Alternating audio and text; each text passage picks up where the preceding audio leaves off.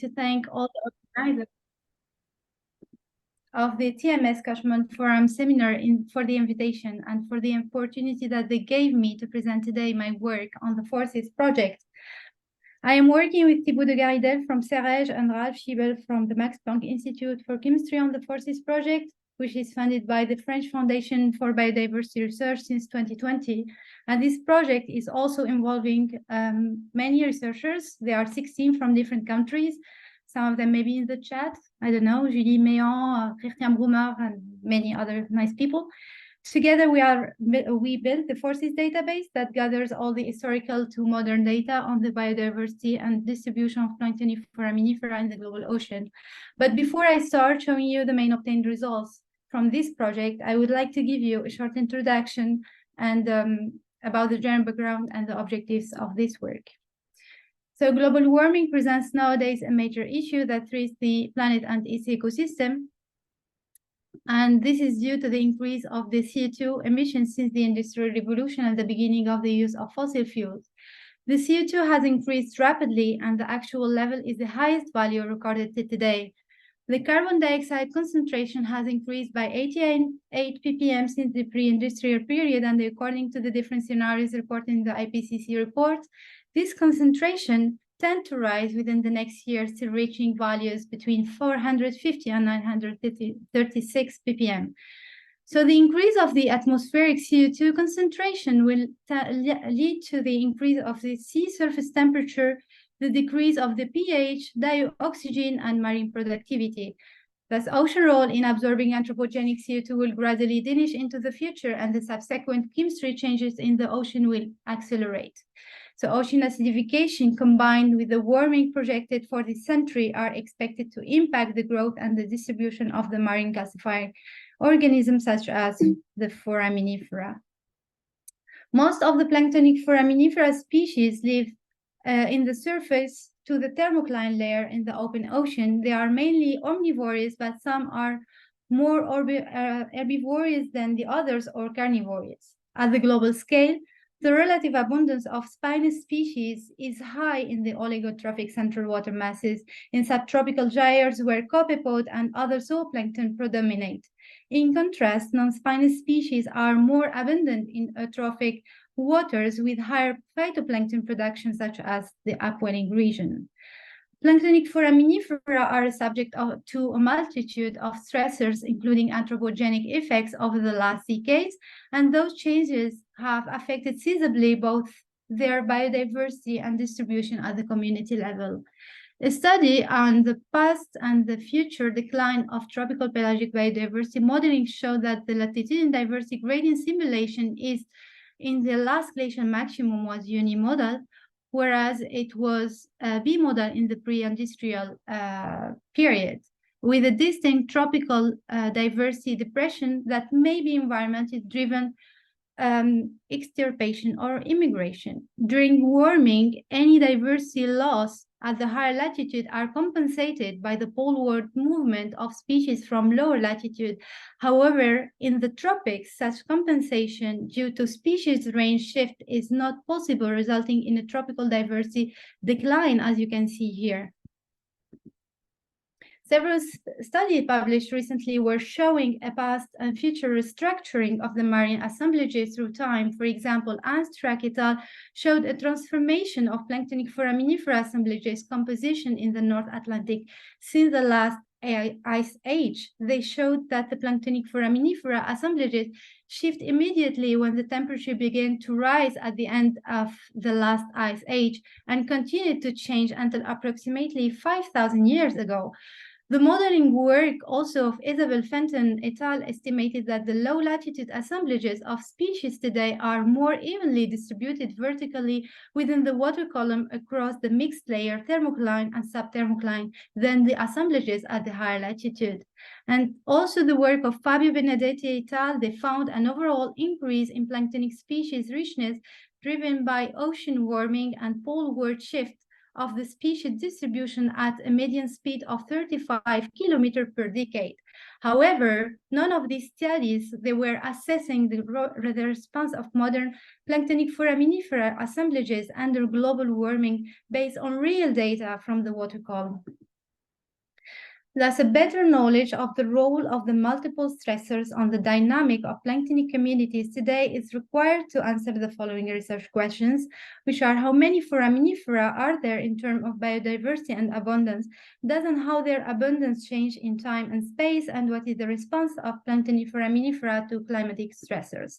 So to answer these research questions, Thibault and Ralph Fiebel, and the other FORCIS group members designed 3 years ago the FORCIS project that aims to evaluate the biodiversity changes of calcifying zooplankton in response to multiple stressors by building an ambitious database gathering planktonic foraminifera information from the water column from historical data till today. And this database will also improve our understanding about the spatial and the vertical migration, the seasonal variability of planktonic foraminifera in recent decades, and also to explore the effect of the main stressors such as temperature and ocean acidification on the planktonic foraminifera distribution and calcification processes, with a focus on the present and near future impacts. To understand these changes, we used the surface sediment database to compare with the modern data in FORCIS, and also we used some future simulation to see the impact of the environmental changes on the ecological niche of planktonic foraminifera species. At this work, here when I'm going to present, I'm just detail this in the next slide, but as a perspective to this project, we are going to model also the future distribution of planktonic foraminifera. Hopefully this work will be done soon. So to do so, first of all, the data regarding the planktonic foraminifera diversity and distribution from the global ocean, they were collected. They were sourced from published and unpublished studies, and sometimes provided directly by the data contributor from the FORCIS working group or through personal networking. We have around 130 references reporting the historical and the modern data coming from different sampling devices, which are the plankton tow, the continuous plankton recorder, the sediment traps, the water pump, the weather trap, and most of the historical data sets, they were digitized from published and unpublished table, or published table or plots. While the modern data, they were sourced mostly from a contributor data file and imported to the database. So this database is composed by 4 blocks and 10 main tables. Here are the tables, which are size, profiles, cast, samples, subsamples, count, species, sampling devices, count types, and publication. So here in the block 1, you will find the metadata, and in the block 2, you have the count of the species, and we keep the origin name of the species as they were sourced from the publication. And after checking all the species name for misspelling or typing error, the different species original names, they were kept in the FORCIS database, and they were given by the data contributor in the publication. Then we have 2 other tables, which are table 3 and table 4, in which we derive 2 taxonomy levels. In the taxonomy level 1, we have the validated taxonomy, and in the level 2, we have the LAMP taxonomy. And in the taxonomy level 1, we have 55 species, while in the taxonomy level 2, we are gathering counts of 46 species. So up to now, we have a huge database with both spatial and temporal magnitudes were very well covered. It contains around 1,003,100 counts coming from 160,000 CPR subsample data, 9,000 sediment trap subsample data, 22,000 plankton net subsample data, and 300 pump subsample data. So here you have a map of the distribution of the samples that we have in FORCIS, and also here another map showing that we have very good coverage. The data compilation are covered from 1910 to today, and the different magnitude are very well covered within the last 30 years. And for certain regions, if you can see here, we have a coverage that comprises more than 100 years. In addition to that, we will soon release an R package to handle the data. It contains basic functions that they are very helpful for the users. And I will let my colleague Mattia Greco talk about it when the opportunity comes. In FORCIS database, the living planktonic foraminifera are collected with different plankton samples that could be equipped with different nets with various mesh size and used at different depths. And this implies a direct comparison, and that's our next step that we undertook during this project, is to normalize the data in FORCIS database, and we propose here a size normalized catch formula of the total number concentration over the entire size range. So a subset of the data selected from FORCIS database that have been subsampled for its ability to detail the distribution of the number concentration versus the size fraction of the planktonic foraminifer, as you can see here. So we selected like 1,000 samples for which the number of the last size class is equal to 6 subsamples for each of the following mesh size fractions. So you have one sample, but it's fractionated into different size fractions. You have from 100 to 125, from 100 to 125 to 150 micrometer, and so on until a last fraction, which is about 315 micrometer. Then here, as you can see, the number concentration frequency in this sample show a vertical habitat partitioning among the different size classes of the planktonic foraminifera species across the water column, and the small specimen here are occurring everywhere, and they are dominating the assemblages. So from this, we try to assess the relationship between the number concentration of planktonic foraminifera, the water depth, and the size fraction, using the cumulative number concentration as a function of a size fraction here of each sample. So despite the large differences between the samples, they show similar and parallel pattern over a wide range of number concentration. However, a difference in the cumulative number concentration is found between the shallower and the deeper samples. Then we try to calculate the multiplication factor, which is by which the number concentration increase in each size fraction derived from the cumulative number concentration that I showed to you previously in the previous slide. And the results here, they are showing an overall asymptotic pattern across all the sample.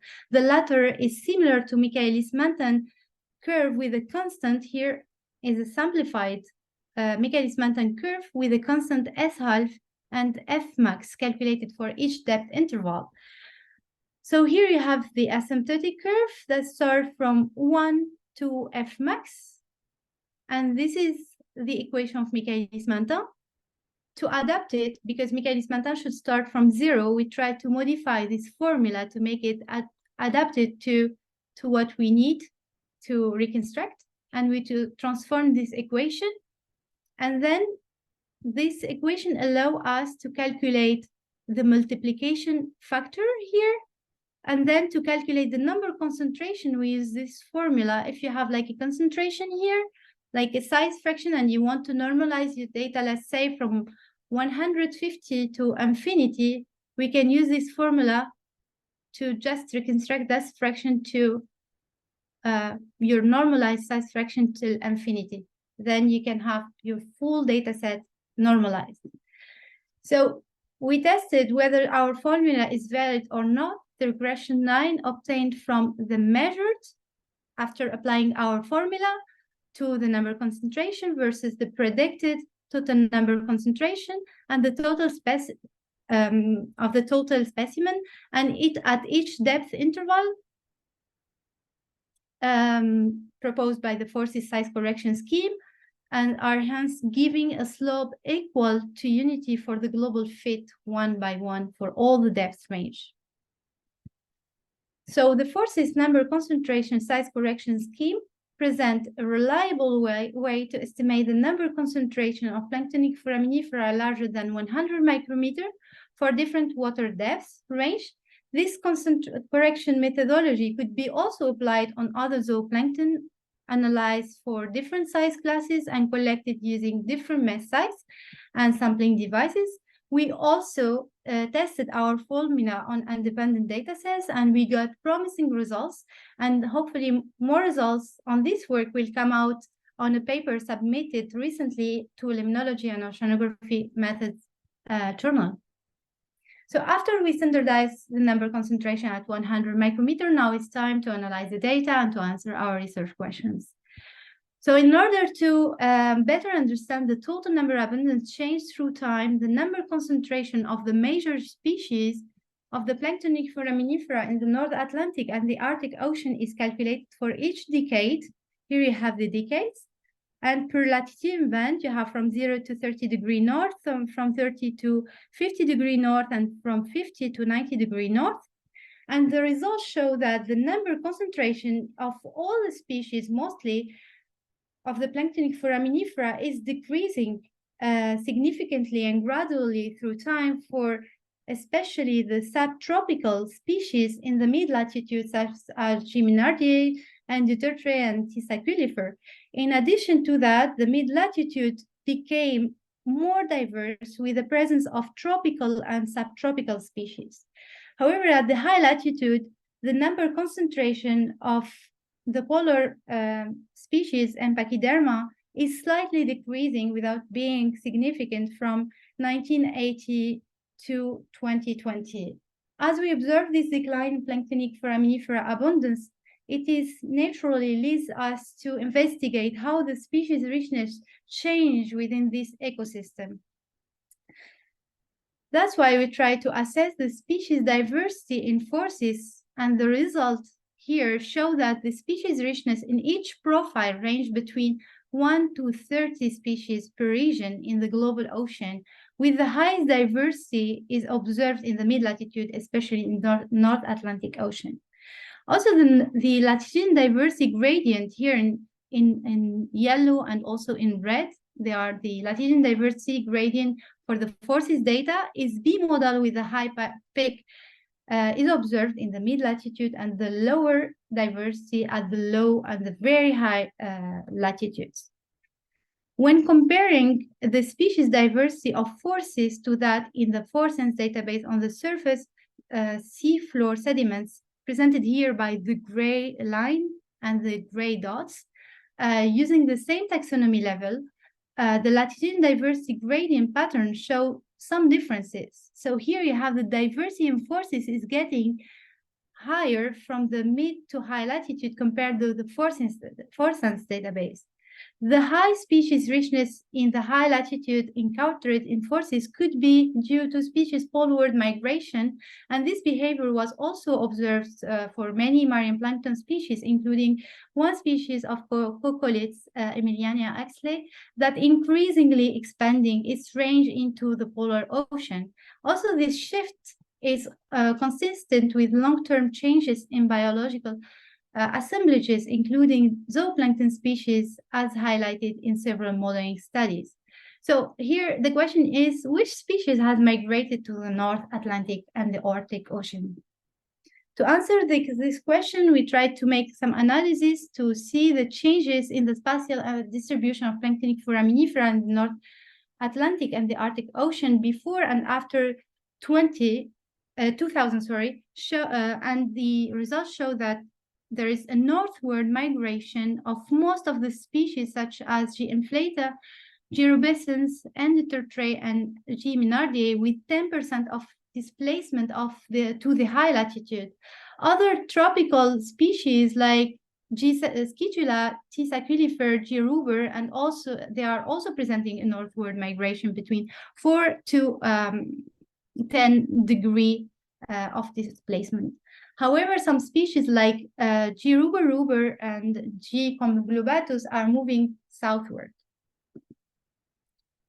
These vertical habitat changes are for sure followed by thermal preference changes for the planktonic foraminifera species, and thus the total number concentration of the most abundant species of planktonic foraminifera collected using PlanktonNet CPR and pumped from 0 to 100 meter depth at the different faunal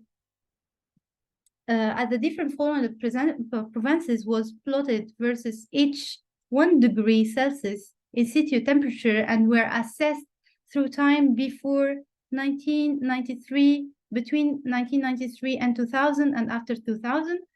And the result they are showing that thermal habitat preference of the planktonic foraminifera is changing through time, with less species observed at the higher temperature, if you can see, if you compare these panels to these ones here. And also the number concentration of Planktonic foraminifera is showing a decrease through time for some species. For instance, before 2000, here, G. ruber was presenting a higher number concentration at temperature between 22 to 31 degrees Celsius, with a decrease after 2000. And other species are showing the contrary, like, for instance, Beloides, that is showing now an increase of concentration at lower temperatures compared to before. So these changes implicate that there is a horizontal redistribution that could be temperature driven, especially for some warm water species, and this pushes us to investigate more their distribution through the water column to assess their vertical response. So to do so, the depth at the maximum of abundance was calculated for stratified net having same steps, sampling resolution for both period before and after 1997 for different latitudinal bands. And here the results, they show that the depth habitat shifts are evident but vary in direction. Some of them, they are shallowing, some of them, they are deepening. But to wrap up, in the low latitude here, we have the spinous species, barren deep dwelling species. They show deepening tendency of their depth habitat, probably due to the deepening of the thermocline. And in the mid-latitude, the omnivorous to carnivorous diary preference, spinous barren species present also a deepening tendency of their depth habitat. We think that the spinous ambient species, they migrate toward oligotrophic water due to their need to light. They don't go deep, and while the sambient barren species, they go deeper and they move to poleward. They go to both directions. However, the deepening of certain species align with thermocline shifts, such as in the tertiary that showed some deepening of her depth habitat. So we think that these differences are due to abiotic and biotic mechanisms that could invoke and are also stimulating this decrease in abundance and ecological niche changes, which could be the reduction in diversity in the low latitude in water where temperature exceeds the upper limit of the thermal range of some species, the discordance of phenology of planktonic foraminifera with their prey for the carnivorous species, the migration of species toward higher latitude and deeper depth, and also the effect of acidification and dissolution. But the story is not finishing here.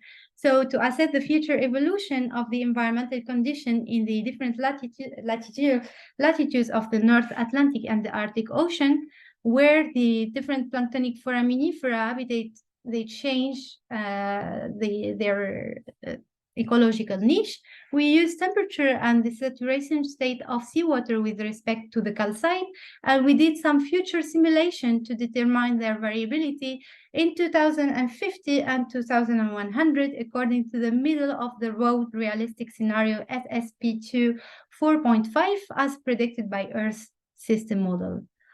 So visualizing the environmental niche in 2D dimensional omega calcite and temperature space, we see that the current planktonic foraminifera in the different latitudinal bands here, they are found over a very wide temperature and omega calcite range. And here you have it presented in gray dots. And we name this space as the current planktonic foraminifera environmental niche.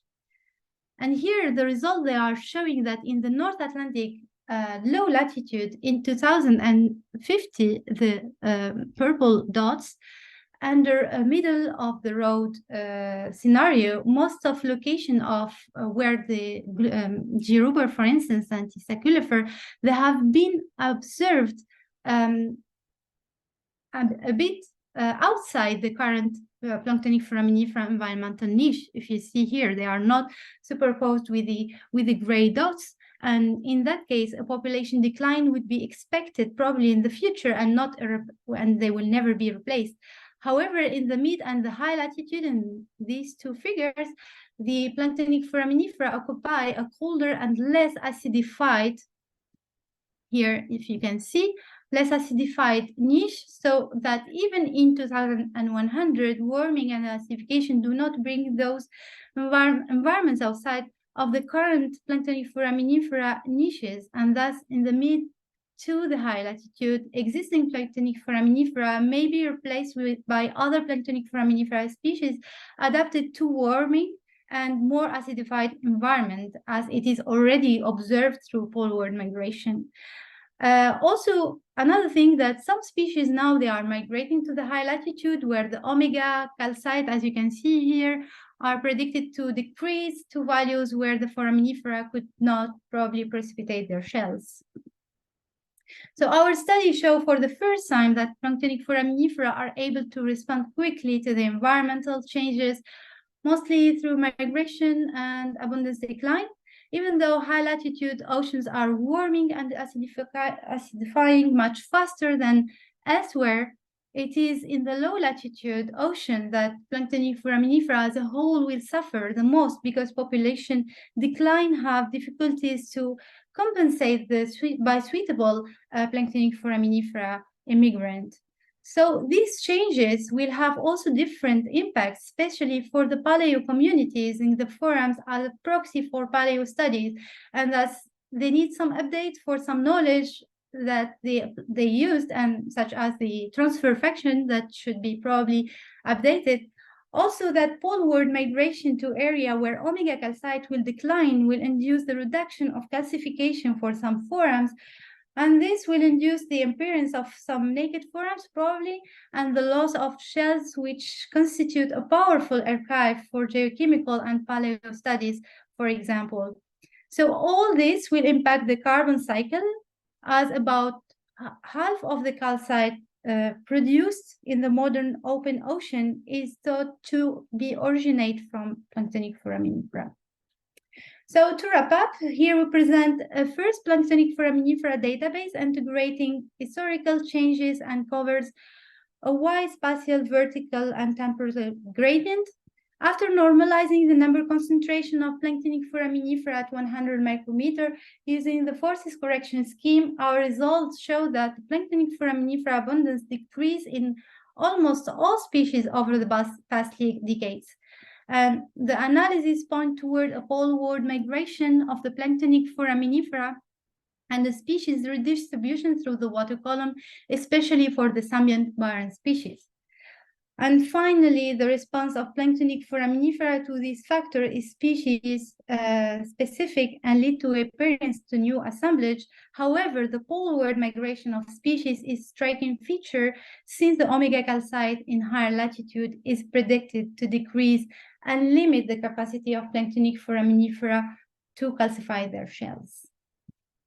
And thank you for your attention.